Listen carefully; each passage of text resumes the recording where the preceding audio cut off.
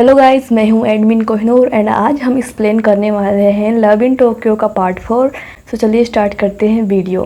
Christmas आता है and किनो उसके डिसाइड करता है कि ये क्रिसमस वो कोटोको के साथ में मनाएगा क्योंकि कोटोको घर पे अकेली होती है एंड वो उसके घर जाता है। तभी वो देखता है कि वहाँ पे इरी भी होता है उसके साथ में। किनोस्के ऑफकोर्स उदास हो जाता है एंड वो वहाँ से वापस चला जाता है। कोटोको बहुत खुश होती है क्योंकि उसने क्रिसमस इरी नाओकी के साथ मनाया था एंड वो डांस भी करते दोनों साथ में, जो कि एक इमेजिनेशन होता है कोटोको का।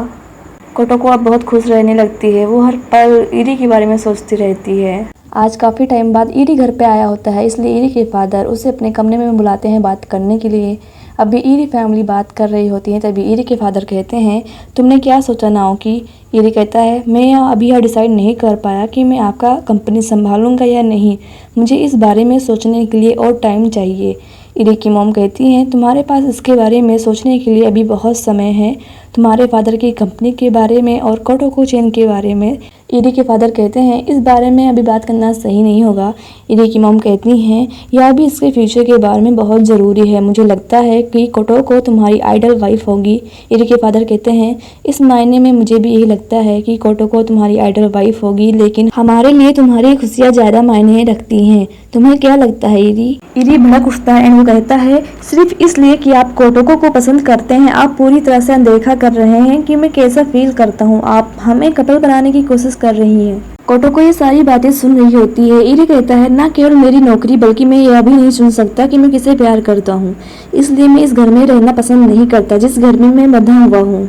इरी के इस तरह जवाब देने से कोटोको हैरान होती है क्योंकि उसे लगता है कि कहीं न कहीं इरी उसे पसंद करता है, बट उसके बारे में वो ऐसा सोचता है उसने कभी सोचा भी नहीं था। इरी की मॉम बहुत गुस्सा होती है, उसे एक थप्पड़ मारती है। इरी भी वहाँ से गुस्से से निकल जाता है। वह रूम के बाहर आता है एंड देखता है कि कोटोको ये सब सुन रही होती है, फिर भी वो वहाँ से चला जाता है कुछ कहे बगैर। इरी के जाने के बाद इरी की मॉम रोने लगती है एंड इरी के फादर के हार्ट में अचानक से पेन होता है एंड वो वहीं पे बेहोश होकर गिर जाते हैं। इरी की मॉम घबरा जाती है एंड घर में सभी को आवाज़ देती हैं। सभी लोग आते हैं एंड उन्हें हॉस्पिटल लेके जाया जाता है, उन्हें एडमिट कर लिया जाता है। इरी अपने फादर की हालत का जिम्मेदार खुद को मानता है, इसलिए वो डिसाइड करता है कि वो कंपनी संभालेगा। डॉक्टर बताते हैं इरी से कि मिस्टर इरी को हार्ट की प्रॉब्लम काफ़ी समय से है एंड इनकी कंडीशन काफ़ी ख़राब हो चुकी है, इसलिए इन्हें एडमिट रखना होगा अभी हॉस्पिटल में। इन्हें कोई भी वर्कलोड नहीं ले सकते, इसलिए इन्हें कंपनी का काम बिल्कुल भी करने के लिए ना दिया जाए। एंड इरी को अब जाके पता चलता है कि शायद यही वजह है जिसकी वजह से इरी के फादर चाहते थे कि वो उनकी कंपनी संभाले। इरी वापस आ जाता है घर पे रहने के लिए एंड कोटोको इस बात से बहुत खुश होती है। वो ऑफिस जाना भी स्टार्ट कर देता है एंड कोटोको उसके लिए बनाती है लंच एंड जब वो लंच ओपन करता है वो देखता है उसमें स्पेलिंग मिस्टेक होती है। कोटोको इरी का बहुत ख्याल रखने लग जाती है। वो इन सब कामों में बिल्कुल भी अच्छी नहीं होती है, फिर भी वो अपनी पूरी कोशिश करती है कि वो इरी का ख्याल रखे एंड वो घर के सभी लोगों का ख्याल रखती है क्योंकि इरी की मॉम अभी हॉस्पिटल में रहती हैं, इसलिए ये सारी जिम्मेदारियां वो खुद उठा रही होती है। ये सारे काम वो बहुत खुशी खुशी कर रही होती है। कोटोको को सुडोसेन बताते हैं कि मात्सुमोटो आज अपने दिल की बात इरी को बताने वाली है। वो सोचने लग जाती है कि कहीं इरी उसे एक्सेप्ट ना कर ले एंड दोनों करीब ना आ जाए। वो जल्दी से उसी जगह पे आती है जहाँ इरी और मात्सुमोटो बात कर रहे होते हैं। कोटोको छिपके दोनों की बातें सुनने लगती है। मात्सुमोटो कहती है, मैं जानती हूँ कि मैं मतलबी बन रही हूँ, अभी तुम अभी एक मुश्किल सिचुएशन में हो, पर इरी तुम कहना क्या चाहती हो? मात्सुमोटो कहती है, I love you eri.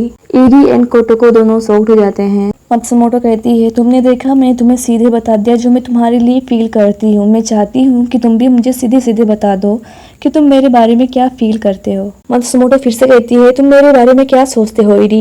Eri कहता है, मैं माफ़ी चाहता हूँ पर मैं तुम्हें एक दोस्त के अलावा और कुछ नहीं सोचता। मात्सुमोटो कहती है, मैं तुमसे सच में बहुत प्यार करती हूँ इरी, मैंने पहले ऐसे कभी महसूस नहीं किया, इसलिए मैं तुम पे हार नहीं मान सकती। ऐसा कहते हुए मात्सुमोटो उसके करीब आने लगती है। कोटोको अपनी आंखें बंद कर लेती है ये कहते हुए, नो नो ऐसा मत करना। इरी मात्सुमोटो को अपने करीब आने से रोकता है और कहता है, मुझे माफ करना लेकिन मैं तुम्हारे साथ ऐसा कुछ भी नहीं करना चाहता। मात्सुमोटो कहती है, तुम इसे मेरे साथ क्यों नहीं करना चाहते? फिर किसको किस करोगे? इरी कहता है, मैंने पहले ही किसी और को किस किया है। मात्सुमोटो चौंक जाती है और कोटोको भी। मात्सुमोटो पूछती है, कौन है वो? इरी कहता है, कोटोको।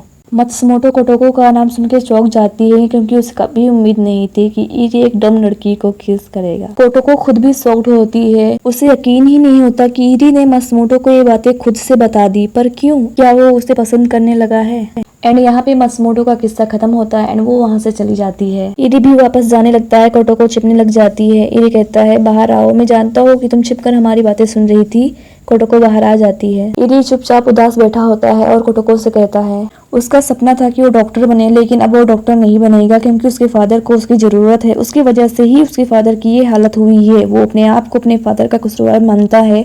कोटोको इरी के लिए बहुत बुरा फील कर रही थी। वो अपने सारे सपने को अपने से दूर कर रहा था जिसके लिए उसने बहुत मेहनत की थी। कोटोको उसे आके हक करती है। उसे बहुत बुरा लग रहा था इरी के लिए क्योंकि वो जानती थी कि उसके सपने उसके लिए बहुत मायने रखते हैं। वो इरी से गले लगी रहती है और नोटिस करती है कि इरी ने उसे अपने आप से अलग नहीं किया। एंड यहाँ पे कोटोको को ऐसा लगता है कि इरी उससे प्यार करता है। इरी के फादर की कंपनी बहुत लॉस्ट में चल रही थी। उन्हें एक ऐसे इन्वेस्टर की जरूरत थी जो उनकी कंपनी में एक बड़ा इन्वेस्ट करे ताकि उनकी कंपनी फिर से एक अच्छी पोजीशन में आ जाए। इसी सिलसिले में इरी एक बड़े इन्वेस्टर से बात कर रहा होता है। इरी काफी स्मार्टली उनसे बातें करता है एंड यहाँ पे मिस्टर इन्वेस्टर उससे काफी इम्प्रेस्ड होते हैं एंड उसे कहते हैं मैं तुम्हारी कंपनी में इन्वेस्ट करूंगा, लेकिन मेरी एक शर्त है, तुम मुझे बहुत पसंद आए इसलिए मैं चाहता हूँ कि तुम मेरे बेटे की लड़की ओइजुमी साहोको से शादी करो।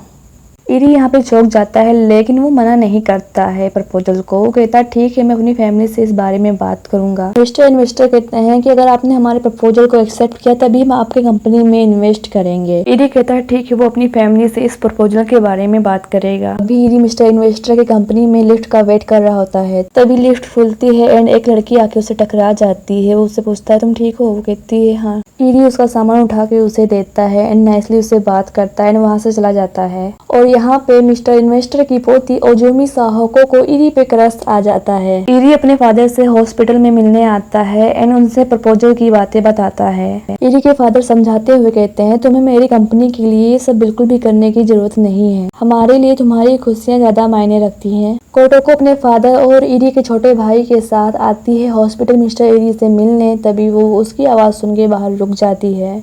इरी कहता है कि वो इसके लिए तैयार है, उसे कोई प्रॉब्लम नहीं है उससे शादी करने में। उसने डिसाइड कर लिया है कि वो मिस्टर इन्वेस्टर की पोती से मिलेगा और सब कुछ ठीक रहा तो वो उससे शादी भी करेगा। कोटोको शॉक्ड हो जाती है कि इरी कह क्या रहा है एंड यहाँ पे इरी का भाई दरवाजा खोल के अंदर आ जाता है। कोटोको कहती है इरी क्या तुम सच में इस अरेंज मैरिज मीटिंग में जाओगे? इरी कहता है हाँ, ये उसकी कंपनी के लिए जरूरी है और वो ऐसा करेगा। वो अपने मॉम को भी साथ में चलने के लिए कहता है एंड वो फिर वहाँ से जाने लगता है। कोटोको चुपचाप खड़ी होती है, वो बिल्कुल ही टूट चुकी होती है एंड इरी आज अपनी मॉम के साथ अरेंज मैरिज मीटिंग में आया होता है। उसकी मॉम बिल्कुल भी रेडी नहीं होती इस बात के लिए, पर इरी ने ऑलरेडी बता रखा होता है कि अगर आप मेरे साथ में नहीं जाएंगे तब भी मैं जाऊंगा। मिसेज इरी अपने बेटे के हाथों से मजबूर होती हैं। उनके पास कोई भी ऑप्शन नहीं होता है, पर वो इस उम्मीद में जाती हैं कि शायद उनके बेटे को वो लड़की पसंद ना आए एंड फिर वो लड़की भी आती है एंड यहाँ पे इरी उससे देखता है एंड वो लड़की उसको देखती है तो चौंक जाती है क्योंकि उनका इनकाउंटर पहले ही हो चुका होता है। ओजुमी कहती है क्या मैं आपको याद हूँ? वो कहता है हाँ बहुत अच्छे से।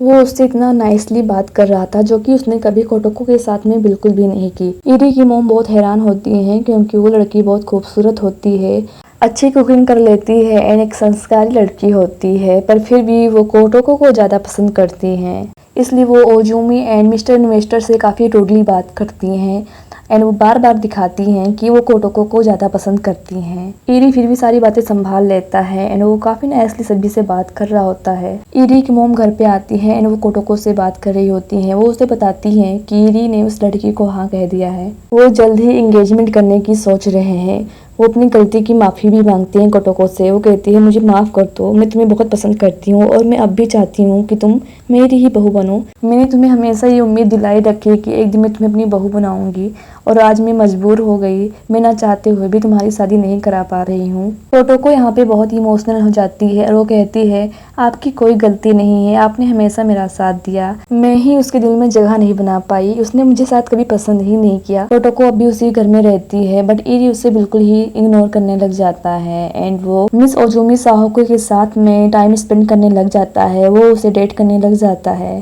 ईरी तो अपनी लाइफ में बहुत आगे बढ़ चुका था, पर कोटोको नहीं। वो इसके अपोजिट बहुत उदास रहने लगती है, अपने दोस्तों से बातें नहीं करती है, चुपचाप रहती है। किनोस्के ये सब देख रहा होता है और वो बहुत गुस्सा होता है कि कैसे ईरी ने उसे धोखा दे दिया और उसकी ज़िंदगी बर्बाद कर दी। वो डिसाइड करता है कि वो इस बारे में ईरी से बात करेगा, और जब ईरी घर के लिए आ रहा होता है तब वो उसे रोकता है। कोटोको भी उसी रास्ते से आ रही होती है, पर जब वो देखती है कि ईरी और किनोस्के आपस में बात कर रहे हैं, कोटोको पेड़ के पीछे छिप जाती है। और तभी किनोस्के कहता है, तुम उस अमीर लड़की को डेट करके आ गए जैसे तुम्हारे लिए वो लड़की बहुत कीमती है, वैसे मेरे लिए कोटोको है। तुम हमेशा उसके फीलिंग के साथ खेलते रहे। मैं कोटोको को सफर करते हुए नहीं देख सकता। ईरी कहता है, तो तुम क्या करने वाले हो? किनोस्के कहता है, मैं कोटोको को तुमसे दूर कर दूंगा और उसे प्रोटेक्ट करूंगा तुमसे। ईरी यहाँ पे चुप हो जाता है और सोच में पड़ जाता है। कोटोको कहती है, प्लीज ईरी कहो उससे कि कोटोको सिर्फ तुमसे प्यार करती है, तुम तो हमेशा ही कहते हो ना।